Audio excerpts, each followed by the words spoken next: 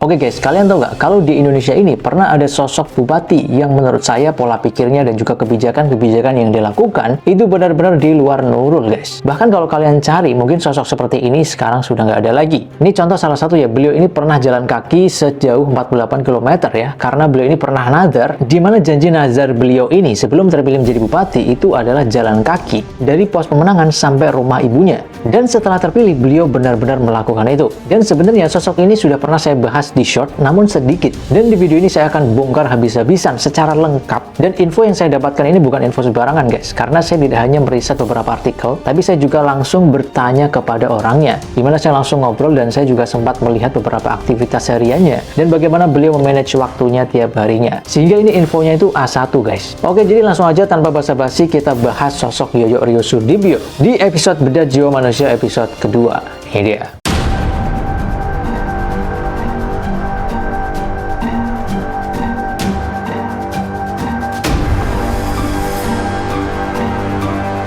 Oke guys, sebelum lebih jauh, saya akan membahas lebih dahulu secara personal siapa Yoyo Riyosudibio ini. Jadi beliau ini lahir di Batang pada tanggal 23 April tahun 1972, atau sekarang sudah berumur sekitar 50-an tahun. Jadi memang sebelum beliau terkenal sebagai seorang bupati yang menurut saya aneh, beliau ini sebenarnya backgroundnya adalah seorang militer. Dimana pada tahun 1994, beliau ini lulus dari Akademi Militer, kemudian berkarir secara serius di dunia militer sampai menjadi perwira operasi detasemen Intel Kodam Jaya Jakarta pada tahun 2001. Kemudian beliau ini juga sempat menjadi Danramil termuda, tepatnya di daerah Tanjung Priok. Kemudian pada tahun 2004, beliau ini juga sempat menjadi Komandan Satuan Tugas Badan Intelijen Negara, tepatnya di wilayah Jayawijaya, Papua, di mana pada saat beliau bertugas ini sambil menyamar sebagai seorang pedagang. Karena sebagaimana kita tahu ya, seorang intel harus menyembunyikan identitas dirinya. Namun tanpa disangka, walaupun bisnisnya ini adalah sebagai tujuan penyamaran, ternyata malah justru berkembang pesat guys. Bahkan dalam beberapa tahun saja, bisnis garmen yang beliau bangun itu mencapai 60-an gerai lebih guys. Makanya kemudian di tahun 2006 beliau ini memilih untuk pensiun dari militer dan fokus untuk berdagang pada saat itu. Karena beliau juga concern pada saat itu karyawannya jangan sampai nganggur. Nah kemudian pada tahun 2012 karena beliau ini bisa dibilang sudah menjadi seorang pedagang yang sukses, akhirnya beliau ini mencalonkan diri sebagai Bupati Batang pada tahun 2012 sampai 2017. Dan karena memang karakter beliau ini yang sangat kuat dan visioner serta suka membantu banyak UMKM, akhirnya memang beliau ini didorong dan didukung oleh masyarakat sampai jadi bupati pada tahun 2012, tepatnya di Batang, Jawa Tengah. Oke, sebelum saya menjelaskan bagaimana kebijakan-kebijakan dan juga pola tingkah laku beliau ini selama menjabat, saya akan memberikan kesaksian terlebih dahulu nih, karena beberapa kali saya juga bertemu dengan beliau dan mengobrol langsung, dan saya juga menyaksikan langsung bagaimana beliau memanage waktu dalam aktivitas kesehariannya. Salah satu hal yang saya salut dari orang ini adalah kedisiplinannya, di mana beliau sangat memperhatikan waktu sholat, kemudian beliau ini juga sangat menjaga kesehatan dan juga pola hidup sehat. Salah satunya cukup menghindari makanan-makanan yang mengandung gula terlalu banyak, serta terkenal suka membantu usaha mikro kecil menengah. Bahkan tak jarang beliau mengeluarkan dana pribadi sampai ratusan juta hanya untuk membantu para UMKM agar berkembang. Vibes-nya juga positif dan juga kadang bikin ngakak guys. Dan beberapa kali juga ketika beliau ini di perjalanan misalnya melihat seorang pemulung, tak jarang juga beliau ini mengajak makan para pemulung yang beliau lihat. Nah oke, lalu apa saja sih kebijakan-kebijakan dan perilaku beliau selama menjabat sebagai Bupati Kabupaten Batang dari 2012 hingga 2017? Nah, salah satu kebijakan beliau yang sangat viral adalah Festival Anggaran, di mana pada saat itu beliau sampai diundang di berbagai stasiun televisi untuk diwawancarai, bahkan mendapat penghargaan juga dari Bung Hatta Anti Corruption Award pada tahun 2015 ya. Seperti di foto ini beliau mendapatkan penghargaan bersama Bu Tri Risma Harini. Dan untuk yang belum tahu, Festival Anggaran itu adalah sebuah program di mana anggaran keuangan pemerintah Kabupaten Batang itu dipamerkan dan diperlihatkan secara langsung di alun-alun Kabupaten Batang, sehingga masyarakat Batang pada saat itu bisa menilai langsung nih anggaran Kabupaten Batang ini digunakan oleh siapa dan untuk apa keperluannya. Jadi memang transparansinya itu begitu kuat pada saat itu. Dan seperti yang saya bilang tadi, karena beliau ini sangat cinta dengan UMKM, beliau sampai membatasi dan membuat larangan untuk pendirian toko modern seperti Indomart dan juga Alfamart, di mana kebijakannya itu hanya boleh 1 biji di masing-masing kecamatan. Dan tujuannya tidak lain tidak bukan hanyalah untuk mengembangkan para UMKM. Nah, selanjutnya kebijakan yang satu ini mungkin lebih ke keinginan personal beliau ya. Jadi seperti yang kita tahu, seluruh bupati itu biasanya mendapatkan mobil dinas dan juga rumah dinas. Tapi yang unik dari sosok Yoyo Riyosudibio ini, beliau tidak mau dibelikan mobil dinas baru pada saat beliau menjabat. Beliau memilih untuk menggunakan mobil dinas dari bupati yang lama. Jadi memang beliau tidak mau menambah anggaran yang bersifatnya untuk penggunaan pribadi.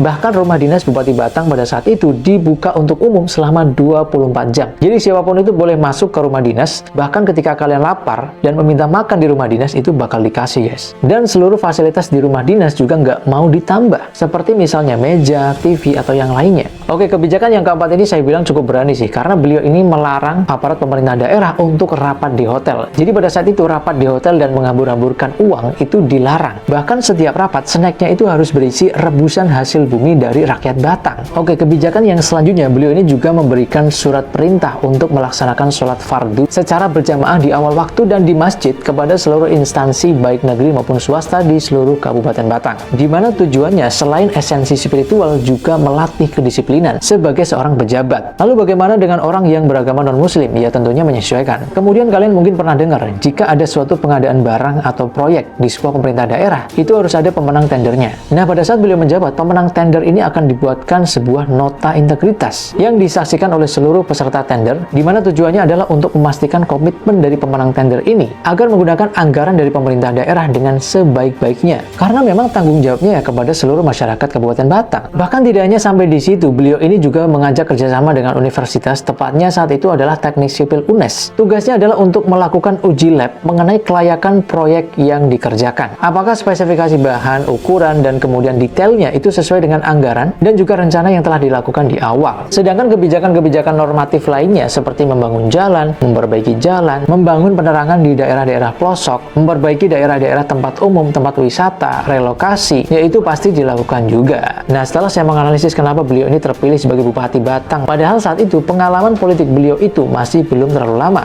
Yang pertama, beliau ini selalu berkomitmen dengan omongannya. Ketika beliau bilang akan memihak rakyat kecil, maka pada saat menjabat itu dilakukan beneran, seperti mensupport UMKM dengan begitu luar biasa. Kemudian ketika beliau berjanji untuk nazar jalan kaki sejauh 48 km, beliau juga lakukan. Tepatnya dari pos pemenangan di daerah Kabupaten Batang sampai di Kecamatan Bawang atau jaraknya sekitar 48 km.